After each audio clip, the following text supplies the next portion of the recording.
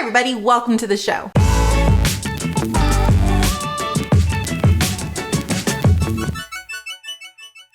Hello everyone, welcome back. My name is Amanda. I'm a teacher turned homeschool mom. This is Raising A to Z. It is a YouTube channel all about homeschooling. So today I'm going to share with you guys the things that I like to do to prepare myself for our fall semester and for our basically this whole homeschool year.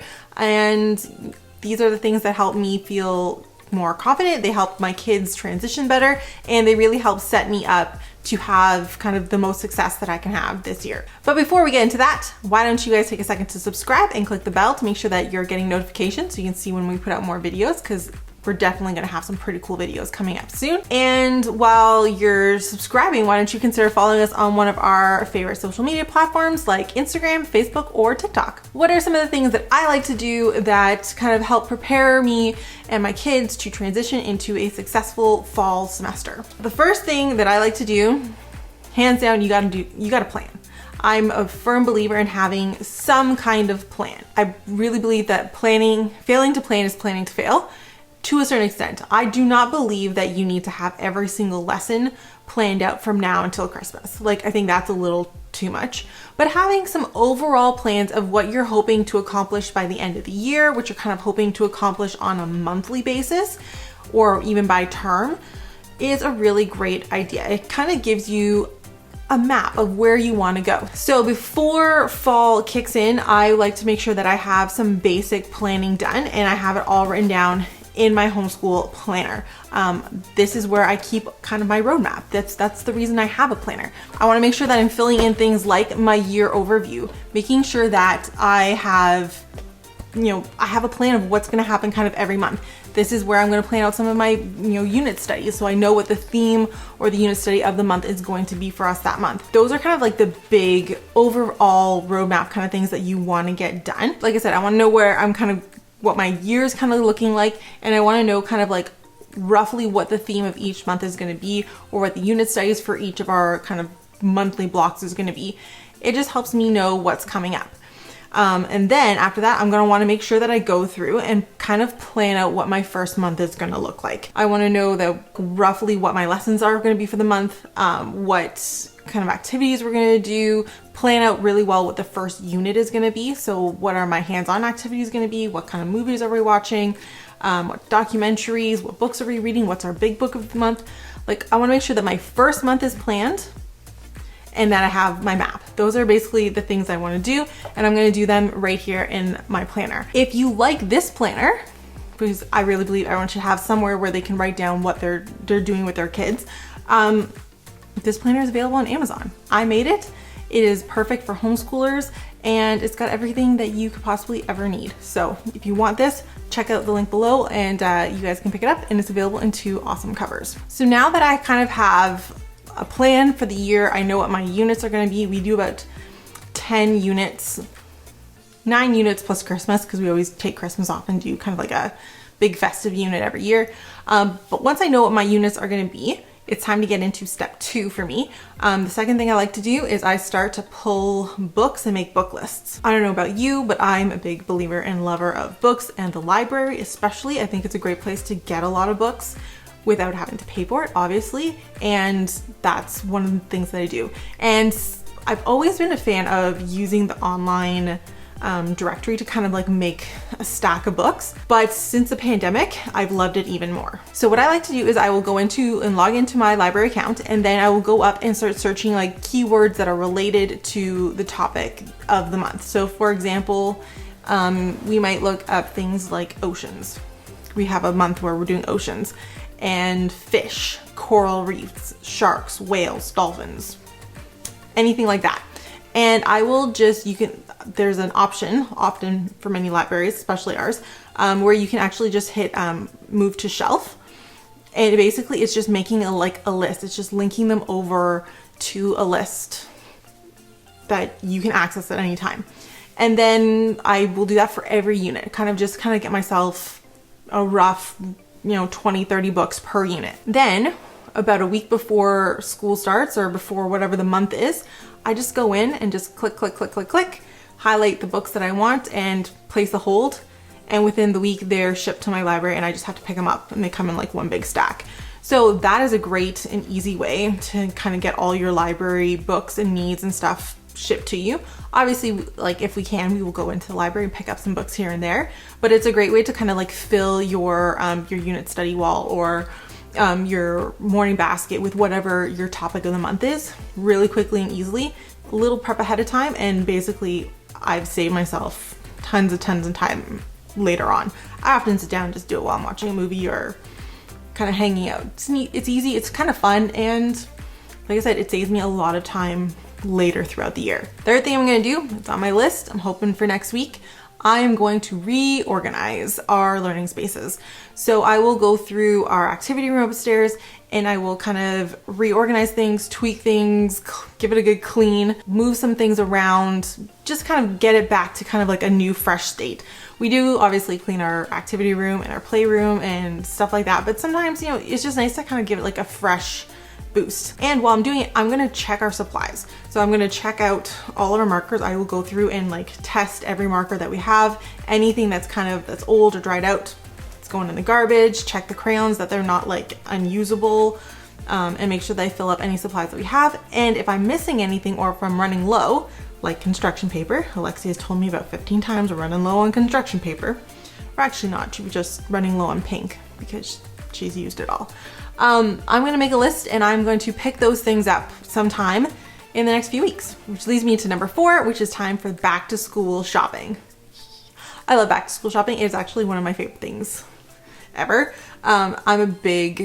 Personally, I'm like a big stationery addict. I love pens and pencils and notebooks and planners, and like that's just like my jam.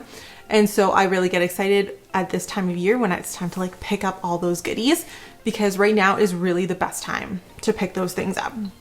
It's the best time for pencils, markers, crayons, notebooks, paper, glue sticks. Glue sticks are so like things like that are going to be so much more inexpensive now, and the price is going to triple come October. So I like to go and kind of stock up on things I know we're going to go throughout the year. So this is the time. The nice thing about being homeschoolers is you don't have to go necessarily right like before school starts, before September. I know a lot who like to wait until the kids are actually back in school, like in the public system, and then they'll go and kind of like shop during the day when there's no one there. And there's usually still like really great sales the first week of September, even the second week of September. So you don't have to do that right away, but I do like to kind of like, for me personally, I like to get it done so that I can kind of like set myself up and have everything in its place before we kind of get into our back to school stuff. And it's a great time when I pick up stuff for myself. And also, little like fun tip thing that you can think about, consider stocking up on some like stocking stuffers. So we often get a few things here and there that I know my kids go through quickly and that I know they're gonna love. For example, there's these pens that Alexi loves, colored pens. I stock up on them now because I know they're going to be super expensive later on. They're just fantastic and they make great stocking stuffers. So that's something you can think about while you're kind of doing your back to school shopping. Picking up a pack of pens for $1 or $2 makes a lot of sense now, and you just like stash them away for later for, you know, stocking stuffers and Christmas and stuff like that. Number 5, I like to make a socialization plan. So this is a plan that I like to figure out what our socialization options are going to be for the year. And I know right now with the way things are in the world, it's not necessarily easy to make those plans, but having some idea or some rough outline of what your socialization options are going to be can be really helpful. One, it helps me see like how busy our kids are going to be. Are they too busy? Are they not busy enough? Do we need another activity? Are we doing good? Yeah, it helps me kind of just know where we're at, because I kind of know we need about 3 days out of the house roughly a week. So I can kind of like go through and see like, oh yeah, this is kind of when we do gymnastics. Oh, this is when we have playgroup. Is this going to be too much? Is it not enough? It gives me that option to kind of go and look and see what's available. The other thing that it does is if one of those little like homeschool naysayers come along and they're like, oh, but what about socialization? You literally can pull out your plan and say, well, look, my kids are going here, they're doing this, da da da da da da da da. And it's great, especially if you're dealing with people who are not just like random strangers in a grocery store, if you're actually dealing with family or friends or relatives who are concerned about your kids' socialization, it's great to say like, no, we actually came up with a plan. This is the written out thing. This is what we're doing. It just makes it feel for them that you've actually considered it, and B, then you actually like know that you've thought this out, and C, then you can like, you actually know what works for your family, and you can always tweak it. I think that's always nice, is, you know, obviously it's not written in stone, but you can add or take away things as you see your kids doing them. And if it's too much, it's take some things out. If it's not enough, you add some things in. And it doesn't have to be crazy. I think some people get really overwhelmed when they talk about like socialization plans. Like for us, some of the things we consider in our socialization plans are things like gymnastics and rock climbing classes. Our kids like those. They get to go hang out with kids their own age. They get to go and do these activities, but it's also like part of their socialization. You also want to consider things like playgroups and co-ops. Those are fantastic things that you can include in a socialization plan. And when I'm talking co-ops, I'm not talking like, it doesn't have to be crazy. It doesn't have to be complicated. With a couple of friends, we have about four or five friends who are all homeschooling this year, and we're in the process of figuring out what we're going to do as a group. And right now it looks like we're just going to like do like rotating homes, and when we're there, whoever's house it is plans one activity. But basically all it takes is having 2 to 3 people, families, and saying like, hey, we're going to meet on a regular basis, whether that's once a month, once a week, every other week, and we're going to meet for an hour, 2 hours, and we're going to do something together. Sometimes we're just having a free play. Sometimes we're going to have an activity. Like I said, for us, we're going to kind of do like a house rotation, and when they're at your house, you plan one activity. It's not too much, and it gets the kids together, meeting with people their own age, and just having a lot of fun. So again, consider making yourself a socialization plan. It will save you some hassle and stress going into the fall. The next thing I'm going to do is I'm going to take some time and focus and plan our back to school traditions. So I have a whole video on this if you want to see that. We'll put the link up here. But basically the first day back to school and that kind of first week when we kind of are transitioning back into school, I like to kind of plan that out a little bit more than I normally would for any other week.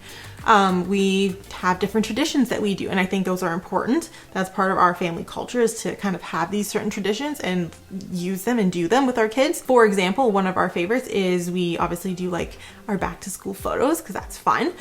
We consider that kind of like their like school picture like every year.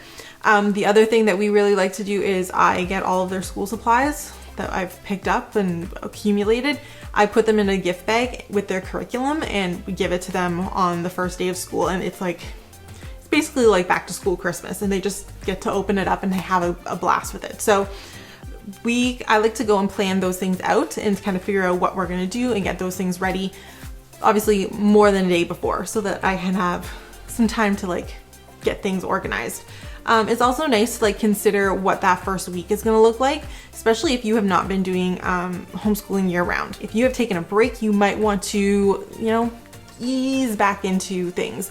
Going from doing nothing structured all day to all of a sudden having like 2 hours or 3 hours or 4 hours, depending on how old your kids are, of workbook time and activities and learning time. It can be a bit of a shock to the system. So I like to kind of like ease in and take a week or so kind of getting used to getting back to those things. So those are things to consider. And lastly, take a break for yourself.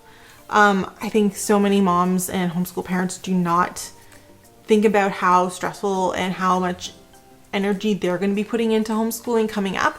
So before the fall comes, before we really jump into things, it's nice to take a little bit of a break and take care of yourself. So have a mom's day out, plan a day for you to relax, whether that is sleeping in, whether that is, you know, going out with friends, having mom's day out where you just get to go window shopping and drink coffee while it's hot. Whatever you need to do, you do. And just have some time where you've like actually like scheduled it, put it in, figured out that you are going to take some time to just do the things that you want to do, that you need to do and that are good for your soul, and just kind of give yourself a little bit of a break. That's how I'm getting ready for back to school, or not back to school, depending on whatever you like to call it, as homeschoolers. And I'm excited because I've got some big plans for this year, and it's going to be fun. Getting back into the swing of things doesn't have to be crazy. It's really just that easy. Thank you so much for watching. Like I said, if you like this video, subscribe, click the bell, and you can definitely follow us on Facebook, Instagram, and TikTok, where we put up all kinds of daily content and ideas, and follow us in stories and see what we're doing. And you can just see how I actually implement all these plans as we're actually leading into back to school season. So thank you so much for watching, and we'll see you guys next time.